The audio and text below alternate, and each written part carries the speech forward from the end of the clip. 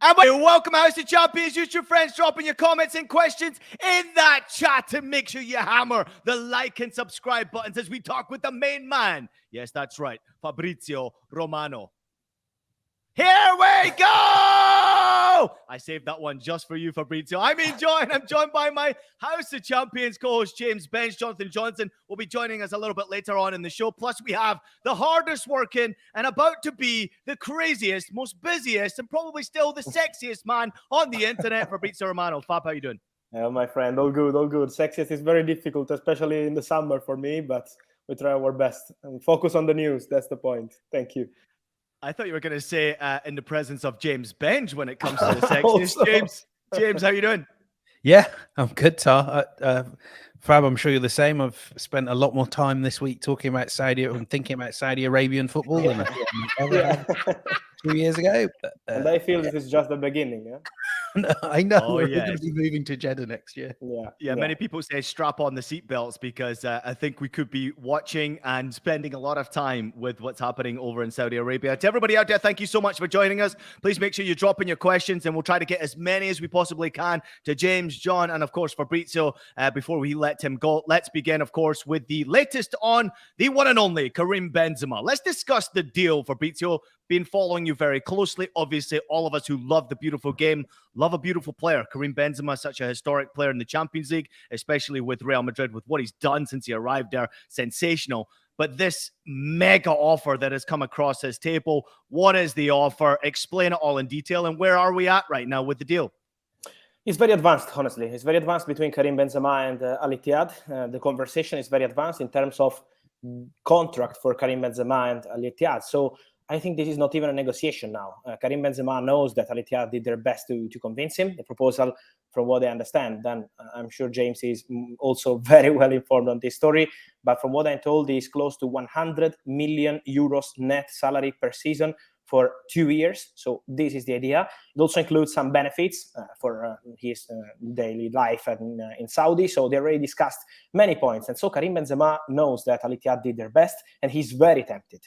Now it's on Karim Benzema. It's on Karim Benzema, his family, his camp, all the people close to him to make a final decision to communicate to Real Madrid. The bid was there since last Friday. So right before the game between Sevilla and Real Madrid, Karim Benzema was informed of the proposal. And then on Monday, he spoke to Real Madrid, to the president, Florentino Perez. He has an excellent relationship with Florentino Perez and told him about this possibility. He asked for some days to make a decision. Now I think it's a matter of hours. If it's not today, it could be tomorrow, but very soon Karim Benzema will communicate his decision.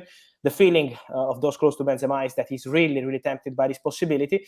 And so let's wait. But Karim Benzema is now close to Al-Ittihad, waiting on his final decision, with Real Madrid still trying to convince him, because another crucial point is that Real Madrid were not planning for that. They were 100% convinced to count on Karim Benzema for next season. So they're really surprised with the situation and they're trying to change his mind. Let's see in the coming hours.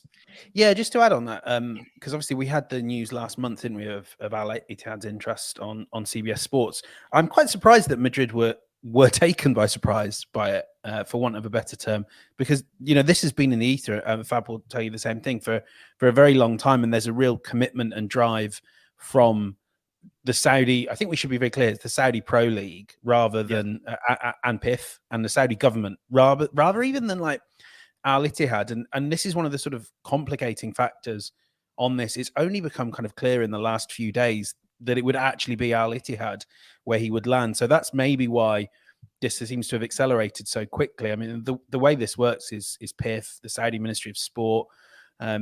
They really lead the negotiations, and then the kind of club is very much the last thing. And I know we'll come up to talk about Messi here, but the option was there for him to go to Al-Ittihad. The option was there for him to go to Al Nassr and play with Ronaldo. But ultimately, it would appear that in that case, if he chooses to go to Saudi Arabia, it will be with Al Hilal. One thing I think our listeners will be kind of skeptical over is this going to last? Is this going to be another China, another Russia, where it lasts 2 or 3 years? You know, my sources in Saudi Arabia would only say this, but they really think this is the beginning of something, and that yes, they're going for the veterans that want the paycheck, because they're the people you can get. You can't get the Erling Haalands, the Kylian Mbappes yet. But Cristiano Ronaldo going to Al Nassr has really kind of served as the first step, the jumping off point. And I think the fact that Ronaldo was willing to make that move has made people like Benzema, Modric, Kante, Alexis Sanchez. These people are now suddenly looking at the Saudi league with more interest. All right, couple more questions before we do move on from this one. Fab, I'll come to you on this one. You know, there's a great question that came in the chat right now asking about financial fair play when it comes to Saudi Arabia, whether they have to live by any rules or regulations that FIFA have regarding finances. Sure. And anytime James Bench says my sources in Saudi Arabia, I also get a little bit scared as well. But I'm fine. I'm safe. On top of what James just mentioned there about big names, maybe players coming to the end of their career, are you hearing maybe offers to other players that are out there, big names? Obviously, he just mentioned Alexis Sanchez as well, but are you hearing anybody else?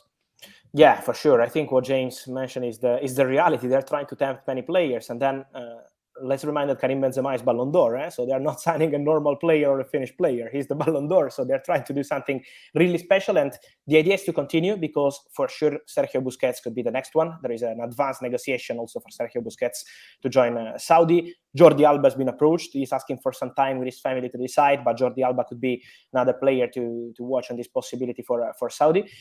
And then there could be others because N'Golo Kante, for example, the conversation between Kante and Chelsea has been really strange. This is probably another topic, is more Chelsea than Saudi, but it was a very strange conversation in October, November that was really far. So the expectation was to part ways at the end of the season. Then what happened in January, in February is that they were getting closer to extending contract, also because Kante wanted to stay in London to continue at Chelsea. So the agreement was really close end of February. And then it changed again after new injury. I think now Chelsea feel that they have to speak again to N'Golo Kante, maybe change the terms of the negotiation. And so we're back to 50-50 situation around N'Golo Kante contract extension. And this is why Saudi clubs are now thinking of N'Golo Kante as a possibility on a free transfer. So there are many names around, but I would mention Busquets, Jordi Alba, Kante as the big ones now to keep an eye on, because for Luka Modric, it's true that they're trying to tempt him, but I'm also told that Luka Modric has only one option. Real Madrid, he wants to stay there. He will sign a new deal very soon. So Modric is 100% convinced about staying at Real Madrid. Just to dive in and say, Kante would probably be to Al Nassr, which would, I think, be the sort of start of the first Saudi super team, really, with him alongside Ronaldo, and they've been pushing really hard to get Kante through the door. I wonder. I mean, Fab. I'm sure we'll come to talk about Chelsea, but it's really interesting with Kovacic now talking to Man City, Mount bound, it seems, for Man United. I mean, Chelsea could lose their entire midfield. Yeah, this will happen, I think. This will happen because this is Chelsea's intention. I think this is a very clear plan. They want to refresh the midfield. They want to change many things in the midfield. And so this is why they're negotiating for Manuel Ugarte from Sporting. This is why they still have Moises Caicedo on their list. And I think they will try in the next days to attack the situation. So Chelsea are very serious on this midfield rebuild because Kovacic, Manchester City is really close. The agreement on personal terms is, I would say, imminent. And so then let's see the negotiation Chelsea-City, but looks like a very, very likely deal. And also the situation for Mason Mount. We know Manchester United are trying to negotiate. In that case, the problem is the price tag because Chelsea are still asking for 80 million for Mason Mount, for a player who's out of contract next summer. It looks really unlikely to complete the deal for that money. So let's see how the negotiation will continue. But they will change a lot because then N'Golo Kante has good chances at this point to leave on a free. And I expect Chelsea to refresh that midfield. I will keep an eye also on the future of some young players because Andrei Santos will return to the club.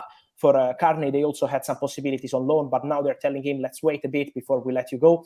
So I think that we will see something really new and fresh at Chelsea in the midfield.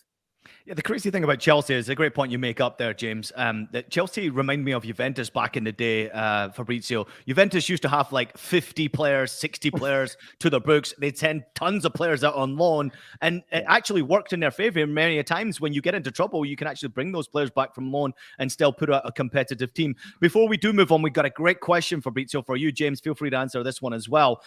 Will Real Madrid go for a top striker if Benzema leaves? Who could be a replacement? I mean, surely right now, Real Madrid are in panic mode. They must be thinking, if Benzema leaves, what do we do? I mean, this is crazy, this situation for Real Madrid.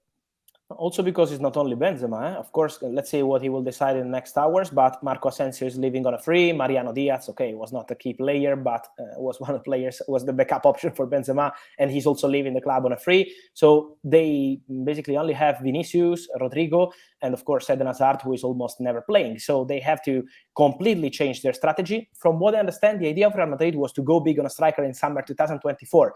So we know about Kylian Mbappe, the rumors we always had around Erling Haaland, but Haaland is really happy at Man City now. But it was for summer 24, not for this summer. So this is why they probably have to change their plans.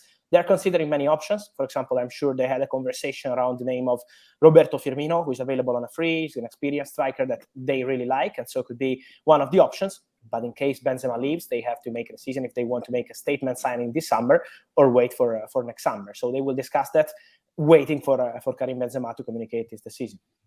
All right. Thank you to everybody out there who's jumping in the chat already. Amy's jumping in the chat and saying she's lost all respect for Karim Benzema with this decision, which is an interesting comment right there. I'm not sure if anyone can turn down that type of money, especially at this age in his career, but great work from both of you across the story. Please make sure you're following what's happening with Fabrizio across all of his social media platforms, and James and John on the CBSSports.com. Some of the articles, absolutely fabulous. They'll always be on top of it. So make sure you're following our best out there as much as possible. We have had no time to get to Messi in the first segment, but we're going to make sure we do it after the break. Stick around. Phenomenal! Absolutely magisterial here! Artilharia do Campeonato Brasileiro! Colpisce ancora! Golazo! Welcome back to House of Champions. It's Ian Joy with James Bench, Fabrizio Romano. James, let's take it away with Lionel Messi, because we're hearing news from Gaultier this morning, and with both of you here, it's a great discussion to be had. What's happening with Messi? Yeah, in a way, this is just Christophe Gaultier confirming what we all knew, that Lionel Messi is gone at the end of the season. I think this is going to be his final match at the Parc des Princes. Probably not the way that he or PSG envisaged him going out, another Ligue 1 title. I'm fascinated, and I know Fab is extremely well connected around this story. I'm fascinated as to what he does next, because we are starting to sort of see Barcelona almost acknowledging in private through their briefings that it's going to be really hard to make anything work that brings Messi back to the city. This talk of letting him go to Inter Miami and then maybe loaning him for 6 months, 18 months, however long it is, you can see the emotional pull. That seems super complicated, and set against that is just Al Hilal, the Saudi Pro League, sat there going, here is €1 billion. Do you want to come and hang out for 2 years? So I'm fascinated to see what sort of Fab's view on this is. But we've always known it would be money or romance or something like that. It seems like that Barcelona trail is going a bit cold, Fab. Yeah, my feeling remains that, from what I understand, speaking to some sources, I'm sure that Leo will wait a bit more. He wants to decide in the next days, so I'm sure that June will be the month. Messi doesn't want to be in the same situation he was 2 years ago when he arrived in Barcelona to sign the contract. He was in Barcelona headquarters, and then everything collapsed in the afternoon. So Messi doesn't want to be in that kind of situation again. This is not going to be July or August. Messi wants to decide now. Then he's going to wait for Barcelona a bit more, because Barcelona are still trying and fighting to find a way with La Liga to make this official proposal to Messi, because the complicated situation for Messi is that, yes, he's speaking to Xavi, he's speaking to Barcelona, he's tempted about this possibility, but he doesn't have any paper from Barca. He doesn't have any official proposal from Barca. He can't check contracts or something like that. So he's still waiting for that step, and he's going to wait, I think, a few days more before deciding. As you mentioned, James, Al Hilal proposal is still there. It's a crazy proposal. It's the biggest proposal in the history of football. And so it's also normal, I think, for Lionel Messi to consider that bid. Inter Miami are there. They've always been there. But at the moment, it's not something done. And I think this opportunity to send Leo Messi on loan to Barcelona, from what I understand, this is not something concrete as of today. Then in this story, anything can happen, but as of today, it's not something advanced yet. So let's see how this conversation with Barca will go. But Barca are still in. It's not over yet. It's complicated, but it's not over yet. Fab, do you think Barcelona are really willing to do what it would probably take to get Messi on a fair wage, that reflects his talent? Because we see them talking about acquiring João Cancelo, that, Xavi wants strengthening across the pitch, doesn't it? Is it possible to do that? And like you say, are Barcelona really going to force this issue? Because, you've said it there. They haven't put an offer down to sign Messi. Yeah, they can't. They can't in this moment is because of financial fair play, but also on the other targets we mentioned, like João Cancelo, but also they need a new pivot. Xavi is saying in public many times, we need a replacement for Sergio Busquets. And when you mention players like Zubimendi, 60 million euros, players like Kimmich is more than this, and at the moment he's not even on the market. So it's going to be an expensive market in the ideas of Barcelona. But my answer to your question is yes, I'm sure they will try again for Messi. They will try to find a smart way to sign Leo Messi and then to offload players. They need to sell players. Some players have to go. So, for example, Ansu Fati, he will be on the market. I'm sure that Barcelona will try to speak to him and find a solution probably in the Premier League and let Ansu Fati leave. Let's see what happens with Ferran Torres, because all these players want to stay at Barcelona. A similar situation to Frankie de Jong 1 year ago. Barcelona were prepared to let him go, but the player wanted to stay. So now they have to convince the player to leave Barcelona. It's not an easy process. This is why it's complicated. But Barca are trying. Barca on it, and Xavi is 100% involved because he's going to speak directly to the players to tell them, okay, probably now it's time to go. You know what's really interesting? Both of you obviously mentioned Inter Miami in this discussion right there. I watched their game yesterday against New York Red Bull. They not only need Messi, they need N'Golo Kante, Cristiano Ronaldo. They need a new coach. They need actually they need a new club. It's just a bit of a mess right now, and I just could never ever imagine Lionel Messi playing for this Inter Miami in Major League Soccer. It's not working right now. What's happening down with Beckham's team? So I can't imagine that Major League Soccer in particular is very happy with the money that's been offered from Saudi, because a lot of their targets, I'm sure these big clubs are now looking elsewhere, because there's no way that Major League Soccer can compete. They just simply can't. Although maybe, as James, you pointed out there, these types of loan deals and maybe bringing players to the end of their career for a couple of years in Miami might be the way to go forward. So before we do get to some of the questions coming in, because we've got so many of them and we're running out of time with you, I want to touch upon the Europa League final yesterday. Roma obviously losing on penalty kicks to Sevilla, who have actually renamed the trophy now. It's now not called League trophy, it's called the Sevilla trophy that we're competing for.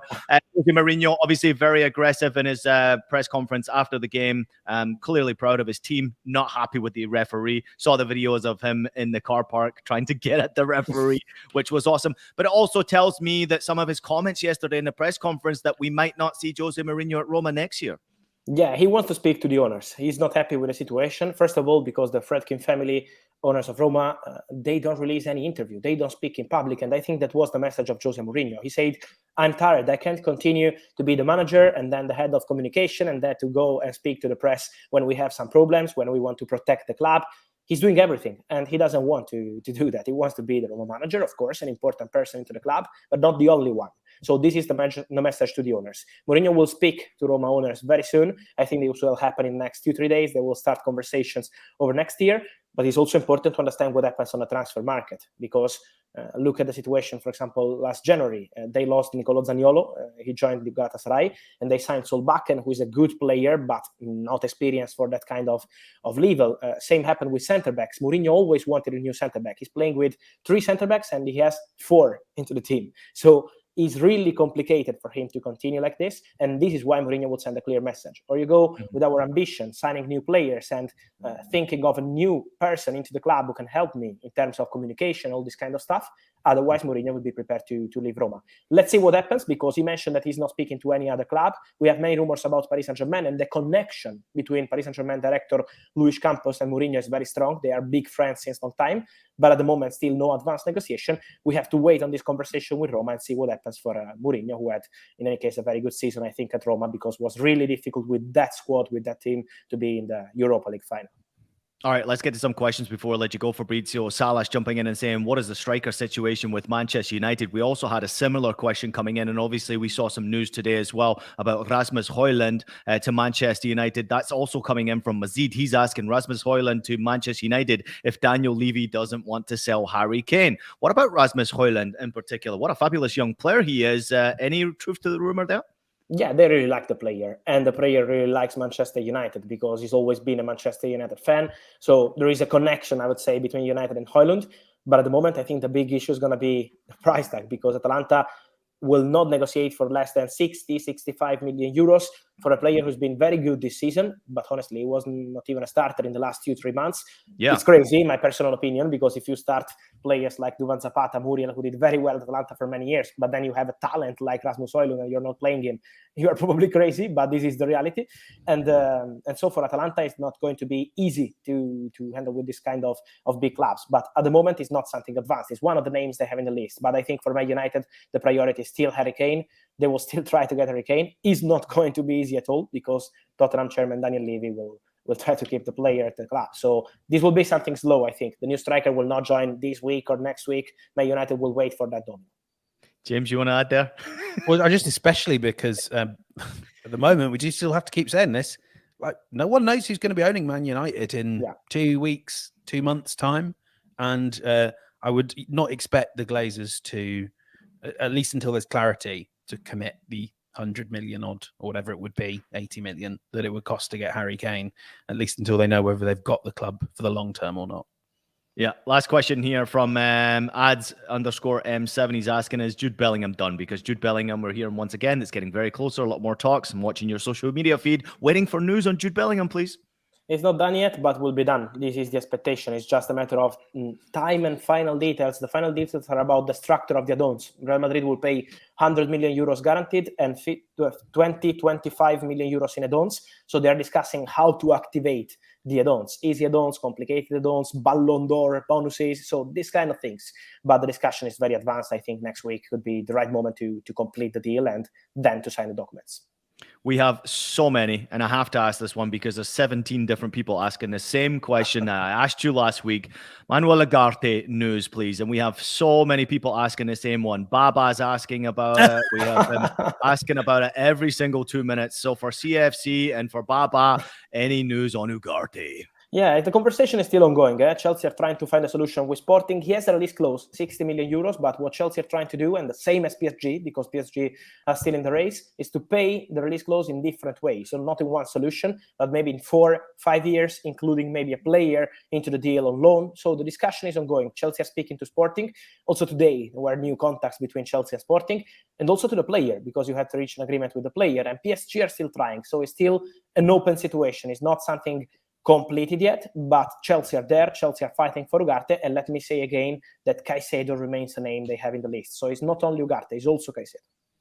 Okay, now this is the last question, because I know you do have to go. Don't worry. I've been watching all of the news. I see all the big names. I see everything. But is there one in particular that you're watching very closely right now that we have not heard about yet in the transfer rumor mill? Is there any one player that no one's talking about that maybe we should know about and keep watching?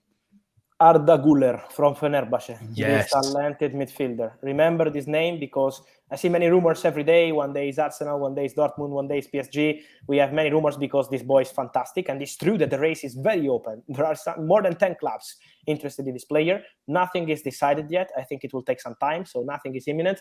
But remember this name because this Turkish boy is very talented. All the top clubs around Europe want him. And so I think now it's still quiet in terms of negotiations. So it's still conversations behind the scenes, but soon it will become a great race for a top talent. Arda Güler. Love to hear it. In the words of the great William Wallace, freedom!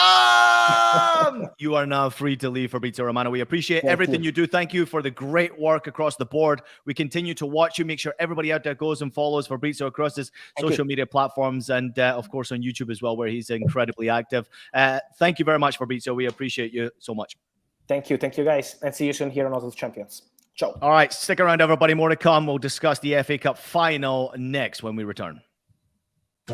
They say patience is a virtue, but for some things, we can't wait. All right, welcome back to House of Champions. You enjoy alongside my co-host James Bench. We're waiting for Jonathan Johnson. Hopefully he can arrive in time before we finish the show. James, before we do get into the FA Cup final preview here, anything that Fabrizio said caught your attention? Anything you want to add about the transfer rumor mill? Because there's a lot happening right now.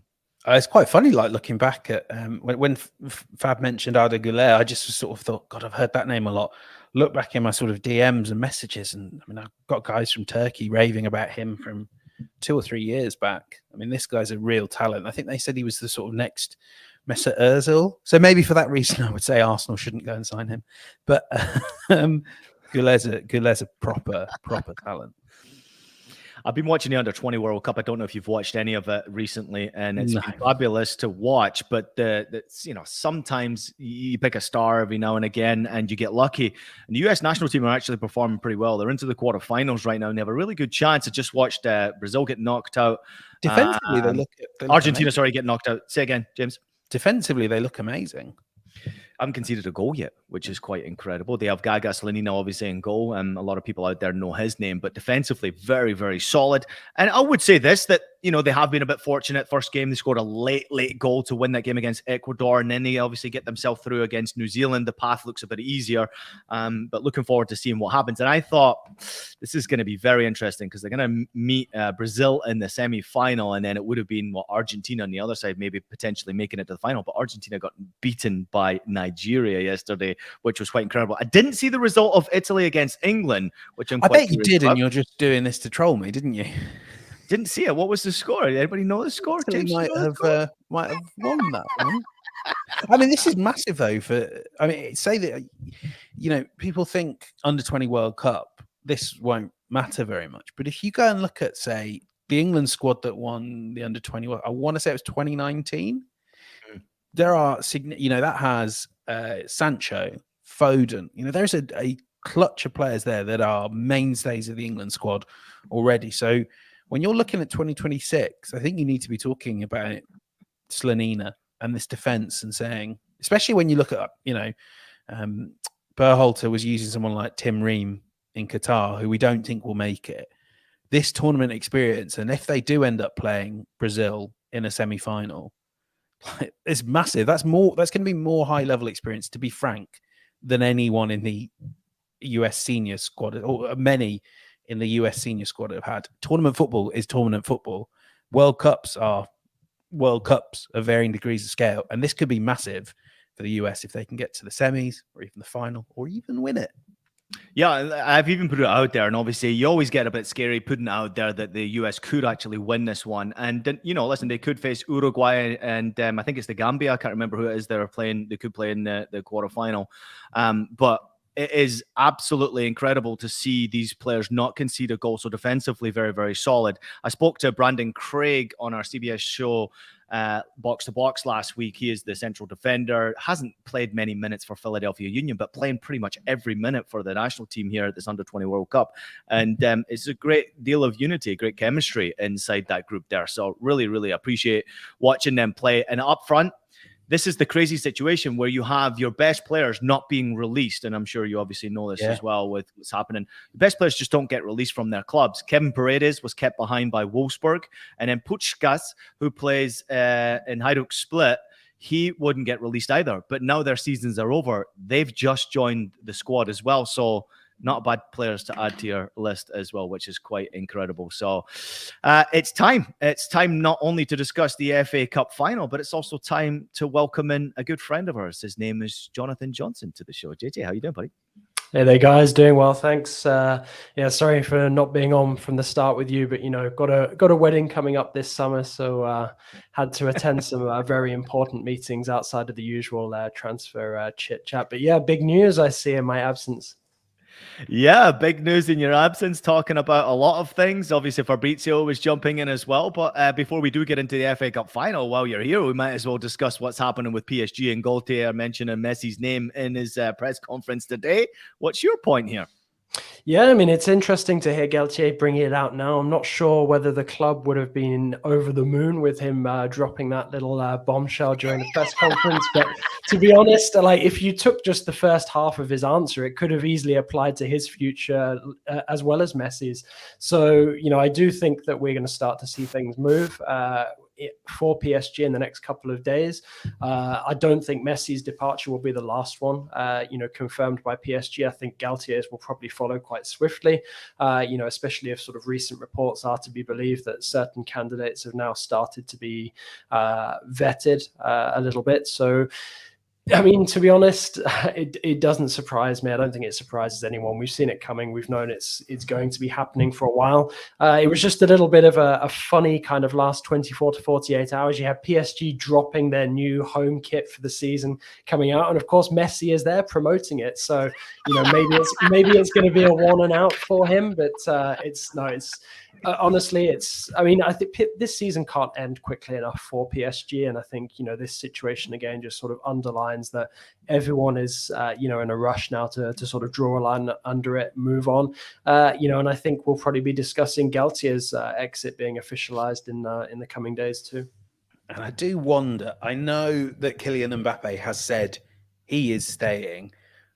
But given what we were talking about Benzema's departure, I know this is all very unplanned, but we know deep down that Real Madrid have got that space in their heart, probably that space in their first team that's just sort of kept to one side, didn't it? I mean, remember that, when Florentino Perez was basically talking about there's money left aside for Mbappe. I know that their plans are not based around Mbappe this summer, and that Mbappe saying he's staying, but their plans also weren't based around Karim Benzema going to Saudi Arabia, which even in the course of this pod, I'm hearing more and more. It sounds like it's going to happen.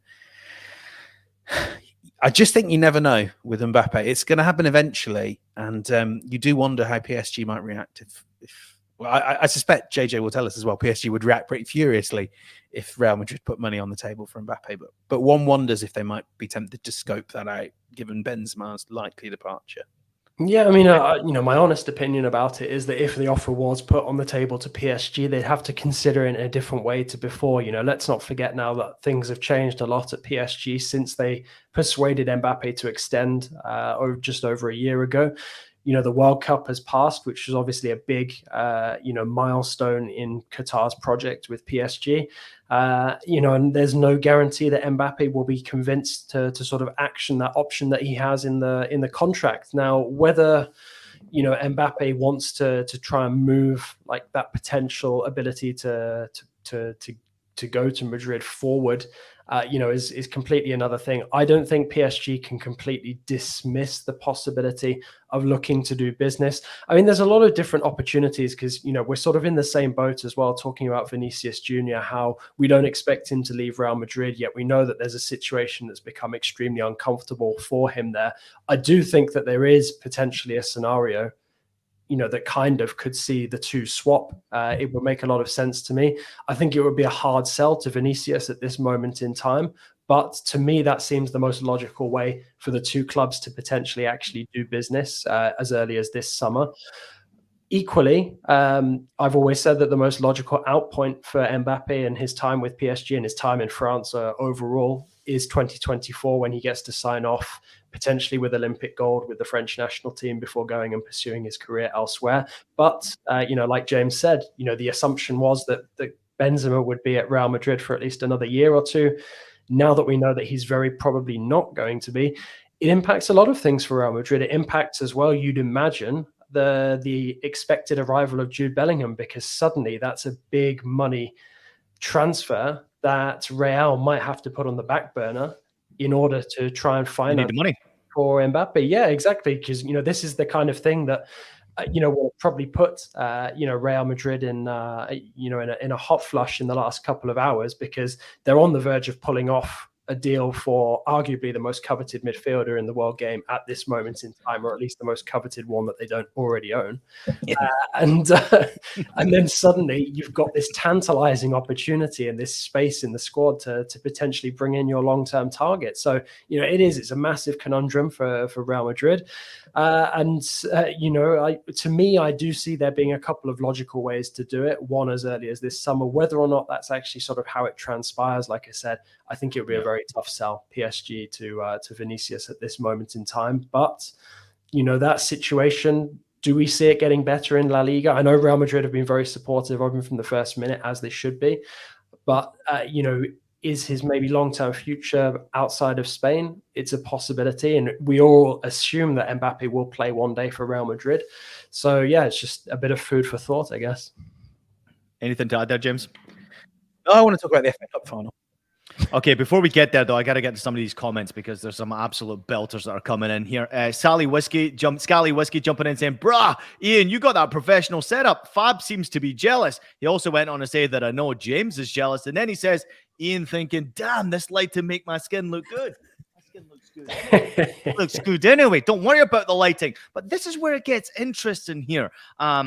JJ, there's a lot of positives coming in your direction. Ed saying fashionably late, JJ, with a little smiley emoji right there. And then Vic jumping in and saying Tom Ford suits loading, JJ. So Ed, never seen you in a collared shirt. And I thought, my God, has JJ been to an interview or something like that? Like, what's going on with a collared shirt, man?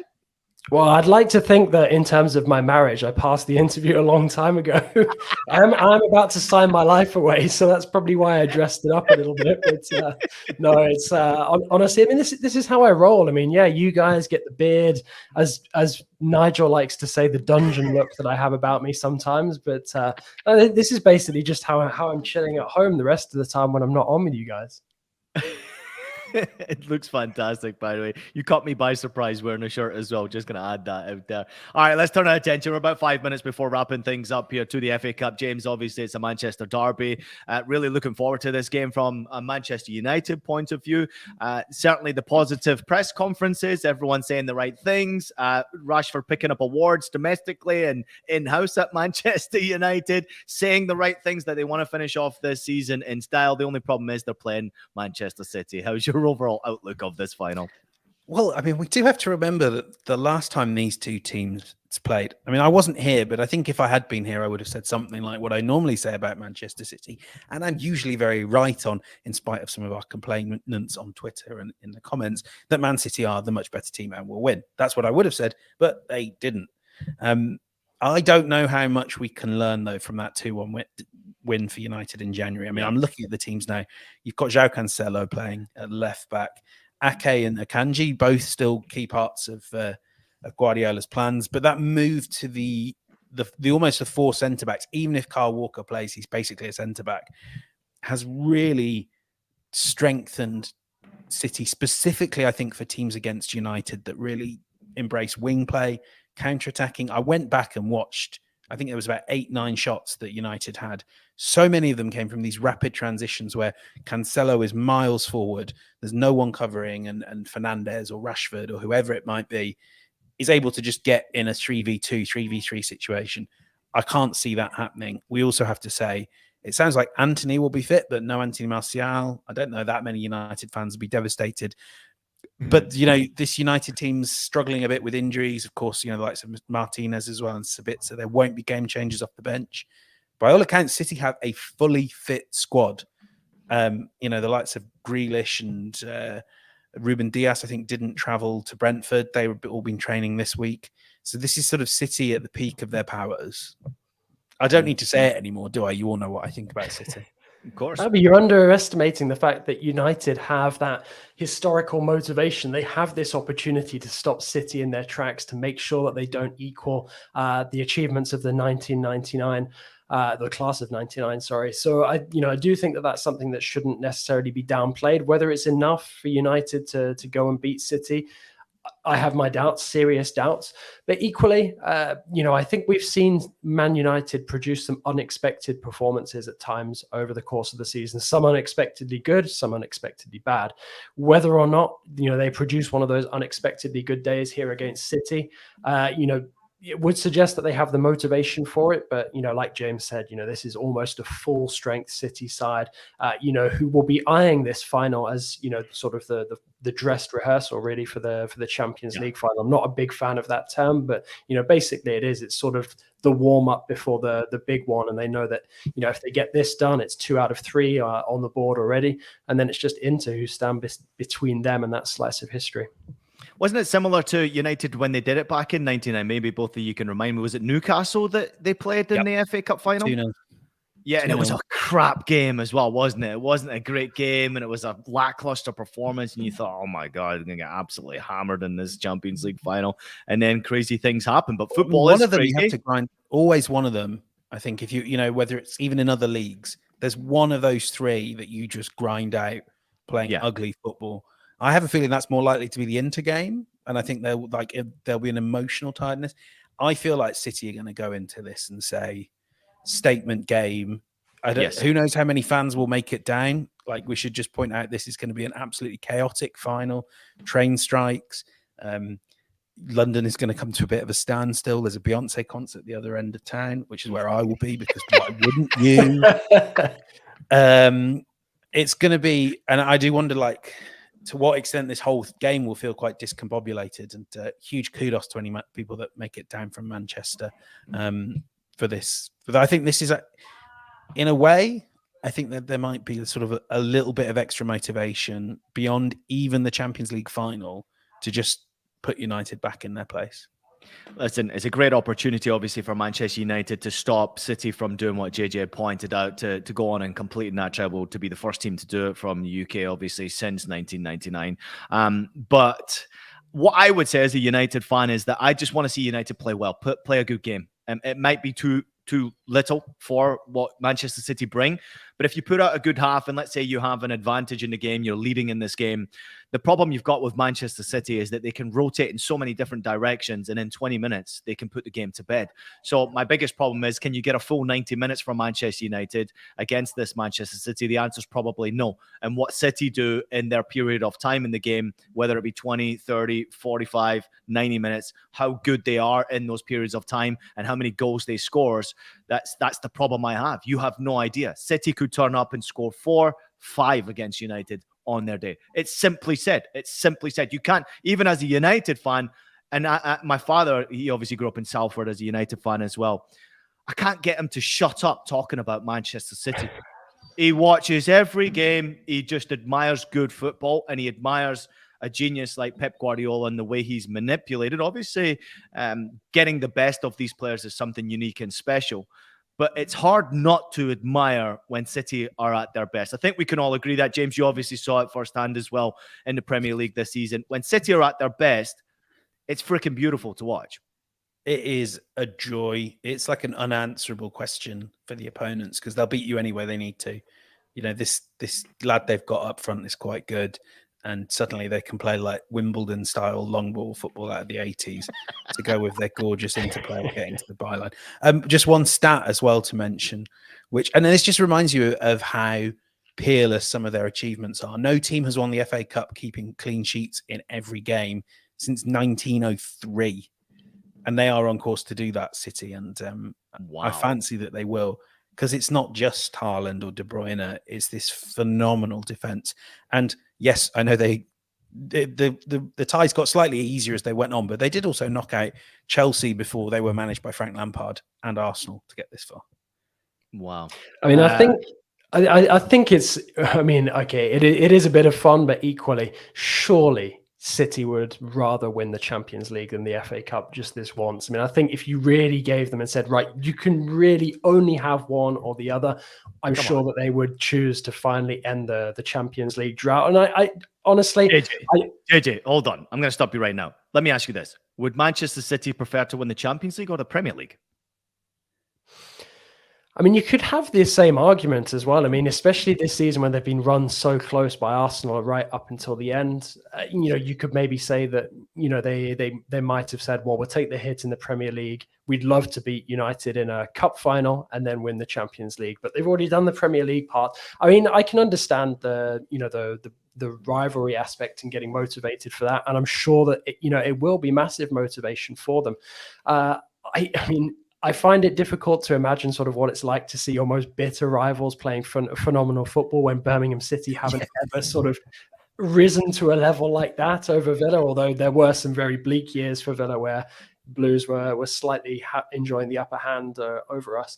But, I mean, for me, I think City, this is surely all going to be about the Champions League final. I'm not saying that they will sort of downplay, potentially losing the FA Cup to United if that were to happen. But for me, I think that City's absolute priority is to win the Champions League to get that over the line. I definitely think that's true of the club, 100%. I wonder what fans feel, because obviously, as you kind of alluded to there, JJ, I mean, there's nothing worse than losing a major final to one of your biggest rivals. And as we know, I mean, it's that strange thing with UEFA where City fans despise UEFA, and I don't think that's changed at all or will ever change. And yet, if you hate an organisation like UEFA, there's probably something extra satisfying about going and winning their trophy. But I do think, I mean, City as a whole club, it's been all about the Champions League for so long. I think Guardiola would even acknowledge that nowadays. The fans, though, I think they're a bit more 50-50. Let me ask you both this question. James, I'll go to you first on this one. Who has the better chance of beating Manchester City? Is it Manchester United in the FA Cup, or is it Inter in the Champions League final? That sounds like it's been sent by Mike Lahoud.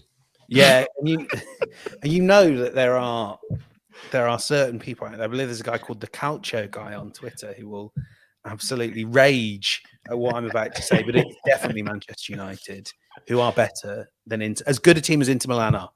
I think it's Manchester United. I think they're just a team that's more well constructed with their counter-attacking football, with players like Rashford to just stun City. So yeah, take that, Calcio guy. JJ? I'd have to go for United. I mean, I have tried to see a bit of logic in what Mike Lahoud has been saying about Inter these past few weeks. I'm still struggling to do so, but I mean, it's a cup final. Anything can happen sort of over those 90 minutes. We didn't think that England would lose the Euro final at home to Italy at Wembley, but they did. So stranger things have happened, but if I had to pick one, just, on paper, United, I think, have the better chance of causing an upset. And they have the motivation as well. That, for me, counts, because I'm not saying that being in a Champions League final is going to be less motivating for Inter than an FA Cup final against the old rivals for United. But, I mean, it's literally it's their final play this season. Inter have already got silverware on the board unexpectedly in the Coppa Italia. So, I think for me, it's got to be United. They have both the squad and the motivation to do so. I have too many questions for you guys, but I'm going to get to some of the comments before I get your predictions right here. This is brilliant. Vic jumped in and said Weghorst hat trick before I get started. And then Matt Osmond said James is walking to the Beyonce concert. And Amy jumped in and said, at least Taylor Swift isn't there too. And then Ed jumped in and said, James is one of the backup dancers. A lot of people asking for their money back then. All right, let's get to predictions of the FA Cup final. It's Man City against Manchester United. James, you go first, then JJ wrap us up here. Give me a score prediction and then scorers if you have any. Yeah, 2-0 to Man City. Erling Haaland to get the first early, and then I think City will get the second on the break late on. Let's say Phil Foden. Why not? Yeah, I'm gonna go with that late City winner, but I'm gonna say it's going to be 2-1 because I think the worst thing that could happen for City is for this game to go beyond 90 minutes. Yeah, I'm with you there, JJ, as well. I actually think Manchester United get the first goal here, which would just put, this cup final into maybe a next level of our attention, because if United get the first goal, it'll make it an interesting game and maybe we get to see the best of City. But I still think City are too good, too strong. So I'm going for a 2-1 as well, but I'm going for Rashford to get that first goal. And I think City, obviously, you can take your pick of any of the bloody goal scorers here. I wouldn't mind seeing Gundogan actually score goals in both cup finals. I think there's a chance of that happening as well. Hey, listen, thanks to you boys. Appreciate all the great work this week. And we've wrapped up one European Cup final. Didn't get any of your opinions after the fact of the Cup final, but we do appreciate you coming in and chatting. No, we're done. I mean, I think my favorite thing about that whole thing was that we were so busy in the House of Champions WhatsApp chat, and I was just staggered that it was a final that actually started in 1 month and finished in another. I think that's brilliant. CBS Sports Golazo actually tweeted that. JJ, they picked it up. I think they probably heard you. I think I mentioned your name yesterday on the show, saying that it started this previous month and ended in this month. And I think they put that out there on the Golazo, which was pretty cool as well. Hey, shout out to everybody who's listening to House of Champions. Please take a minute to leave us a rating and a review on your favorite podcast platform. We are available on Apple Podcasts, Spotify, Stitcher, and anywhere else you listen to your podcast. We're also available as videos. So subscribe to us on YouTube as well. Thanks to so much to everybody who jumped in the comments. Sorry we couldn't get to all the questions. We just have so much to ask our Fabrizio when he does come on here, and the boys, obviously, we love to talk football, so that's why we've gone 50 minutes strong once again. Apologies for that. That's what we do here at House of Champions. Boys, I appreciate you. Have a great weekend. We'll see everybody next week. To everybody out there as well, have a great weekend. Keep safe.